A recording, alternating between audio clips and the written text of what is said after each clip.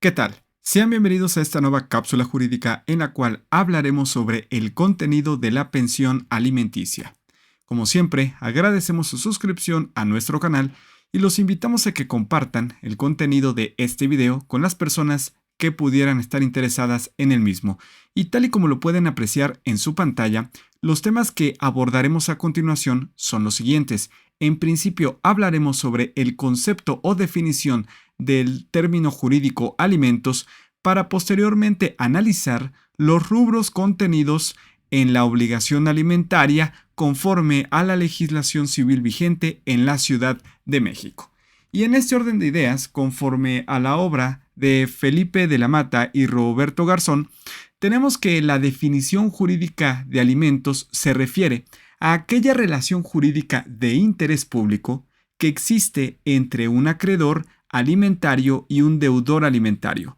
donde el segundo se obliga a darle al primero todo lo necesario para su subsistencia en términos de ley. En este sentido, vamos a encontrar que la obligación alimentaria se va a vincular con dos sujetos o está relacionada con dos sujetos, un acreedor alimentario y un deudor alimentario. Por ejemplo, un acreedor alimentario podría serlo un menor de edad, quien requiere de esos alimentos por parte de su deudor alimentario, como podrían ser sus padres o su padre y su madre. ¿Y cuál es el contenido de los alimentos? Todo lo necesario para la subsistencia de la persona en términos de ley. ¿Qué es lo que necesita un ser humano para existir o subsistir? Bueno, podríamos pensar en comida, por supuesto, en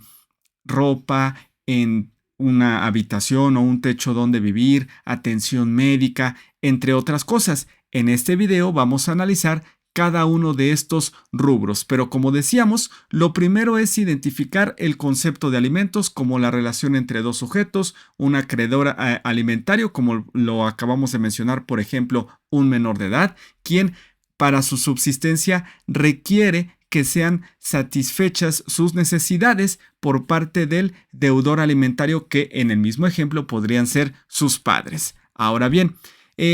abundando un poquito más en esta naturaleza jurídica del concepto de alimentos y conforme a la jurisprudencia con el número de registro que ustedes ven en su pantalla, tenemos que los alimentos implican la satisfacción de necesidades básicas, no solo la comida, pues se debe garantizar el derecho humano para acceder a un nivel de vida adecuado. Por ello decíamos que dentro de los alimentos, además de comida, vamos a encontrar, o dentro de una pensión alimenticia, además de comida, vamos a encontrar lo relacionado con el vestido, con la habitación, con la atención médica, con los gastos escolares, etcétera, que requiere una persona para subsistir y para tener un nivel de vida adecuado. Pero, ¿cuál es el contenido de los alimentos? Es decir, ¿cuáles son los rubros que se encuentran comprendidos dentro de la obligación alimentaria? Pues bueno, conforme al Código Civil vigente en la Ciudad de México, en el artículo 308 se encuentran estos apartados, estos rubros relacionados con la obligación alimentaria. En principio mencionamos los más básicos, los más esenciales, es decir, la comida, el vestido, la habitación, la atención médica, la hospitalaria y en su caso los gastos de embarazo y parto. Estos son los elementos más esenciales de la obligación alimentaria, lo que cualquier persona necesita o requiere para subsistir. Por supuesto que todos necesitamos comida, necesitamos agua, verduras, carne, etcétera, todo lo necesario para tener una alimentación adecuada. Pero también una persona, para contar con esa vida digna que acabamos de mencionar, requiere un lugar donde vivir, es decir, la habitación, atención médica para atender, valga la redundancia, cualquier tipo de enfermedad, de padecimiento o incluso en términos de medicina preventiva, porque no necesariamente las personas tienen que acudir al médico cuando están enfermas. También pueden hacerlo para prevenir enfermedades, la atención hospitalaria en caso de que se requiera algún tipo de intervención quirúrgica y en su caso, por supuesto, los gastos de embarazo y de parto relacionados con el proceso o el periodo de gestación de una mujer. Todos estos elementos son los más esenciales, los más básicos de la obligación alimentaria. Ahora, conforme a la tesis aislada con el número de registro que ustedes ven en su pantalla, pues en muchas ocasiones se habla sobre los seguros de gastos médicos. Ojo, ¿qué es lo que ha interpretado el Poder Judicial de la Federación al respecto? Que el rubro de atención médica no se cubre en su integridad o en su totalidad con la contratación de un seguro de gastos médicos mayores por parte del deudor alimentario, porque a veces erróneamente se cree o se piensa que con la contratación de ese tipo de seguros pues ya queda satisfecha la obligación alimentaria relacionada con los gastos médicos. Esto es así debido a que este tipo de seguros únicamente se limita a cubrir la suma asegurada hasta donde alcance para solventar los gastos médicos y hospitalarios, porque si estos gastos son superiores y entonces la póliza no cubre esta suma asegurada, pues nos vamos a percatar que sería insuficiente la contratación de seguro. Y también este tipo de seguros cubren la protección o el cuidado de las enfermedades, padecimientos y accidentes que se encuentren amparados en la póliza de seguro. No todos, porque normalmente podríamos encontrar de una manera muy precisa en las pólizas de seguros de gastos médicos algún tipo de enfermedades, algún tipo de accidentes que cubran o que no se cubran con ese seguro de gastos médicos mayores. Entonces, toda vez que en algunos casos las pólizas tienen limitaciones sobre los padecimientos, enfermedades o siniestros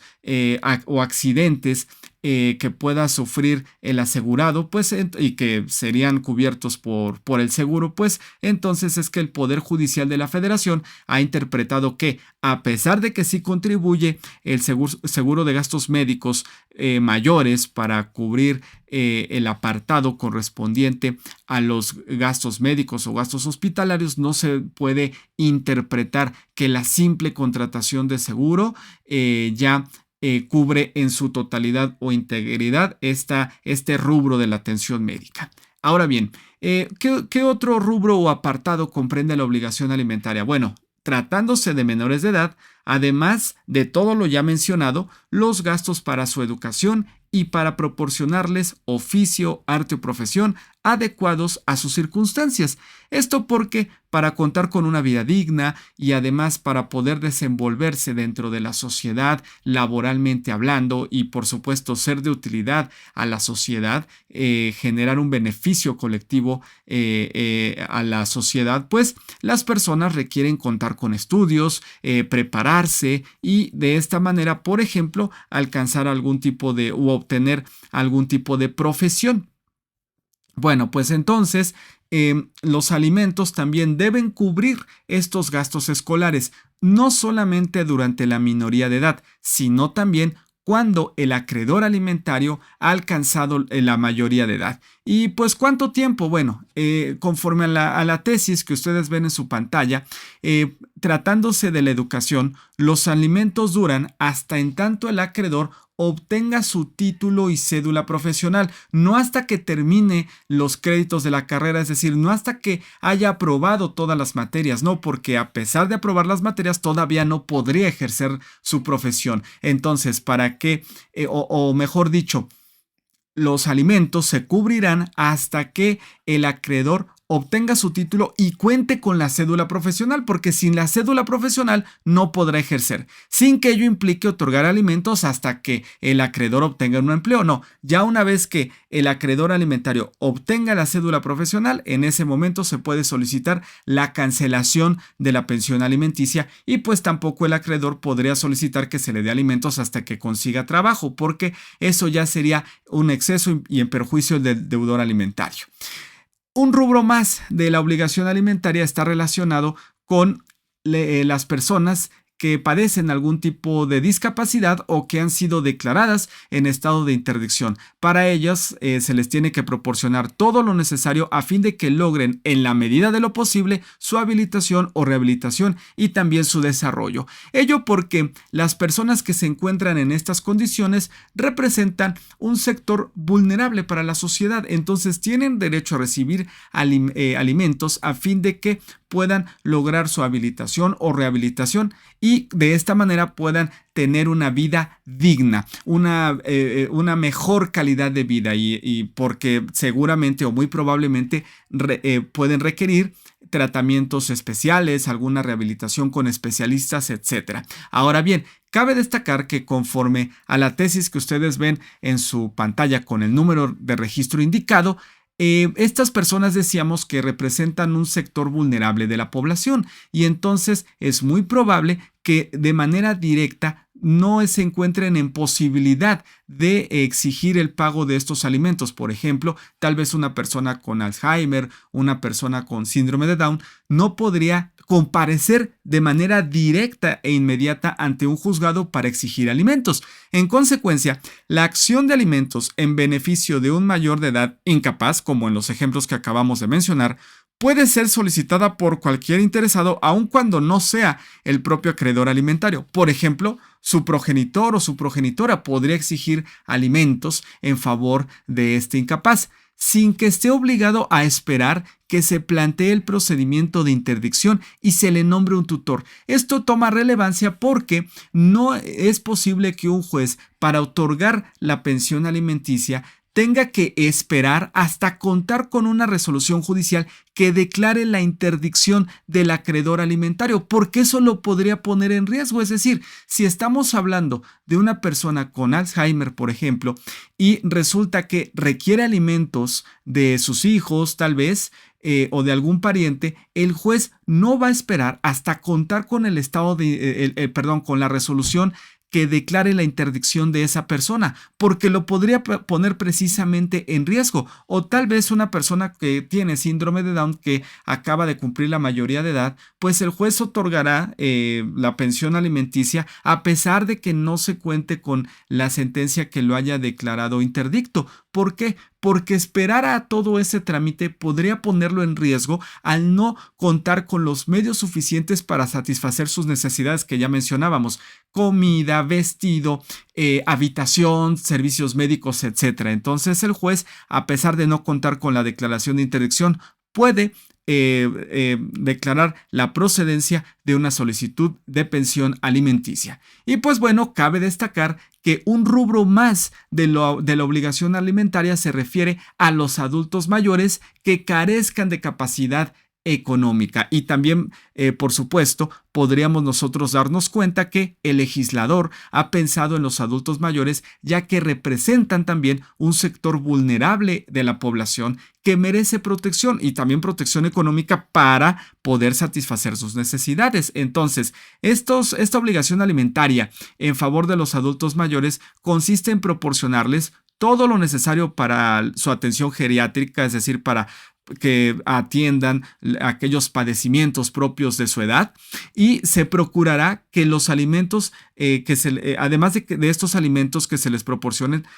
a los adultos mayores, se procurará integrarlos a la familia a fin de que no sean olvidados y que puedan desarrollarse plenamente en la última etapa de su vida. Al respecto, también el Poder Judicial de la Federación se ha pronunciado, ha interpretado este tipo de disposiciones relacionadas con la obligación alimentaria en favor de los adultos mayores y pues al respecto ha señalado que los ascendientes que demandan alimentos de sus descendientes no tienen en su favor la presunción de necesitarlos. Es decir, no es como el adulto mayor no tiene una presunción de necesitar alimentos como si la tiene un menor de edad. Los menores de edad tienen esa presunción en su favor. Siempre va a proceder el otorgamiento de una pensión alimenticia en favor de un menor, porque es un hecho notorio que los menores de edad requieren alimentos. No es así tratándose, por ejemplo, de los adultos mayores. Ellos no cuentan con esta presunción en su favor y por lo tanto durante el juicio deben acreditar los elementos de su acción, es decir, el entroncamiento o el parentesco que tienen con sus descendientes a quienes les reclaman alimentos y también su necesidad de recibir los alimentos, porque tal vez cuentan con una pensión por jubilación, cuentan con algún apoyo económico por parte del gobierno, pero tal vez a pesar de contar con ese apoyo, con esa pensión, no les alcanza para satisfacer sus necesidades, para atender algún padecimiento, alguna enfermedad que tengan. Entonces deben acreditar su necesidad y también se debe acreditar que los parientes, en este caso, por ejemplo, sus hijos, los hijos de esos adultos mayores, tienen la posibilidad de proporcionarles alimentos. Y pues bueno, con esto concluimos el video de esta ocasión relacionado con los rubros que se encuentran comprendidos dentro de la obligación alimentaria. Y ustedes pueden apreciar en su pantalla la bibliografía que fue consultada para la creación de este video. Y una vez más los invitamos a que se suscriban a nuestro canal y activen la campana de notificaciones para que estén enterados sobre nuestro nuevo contenido. Muchas gracias y hasta la próxima.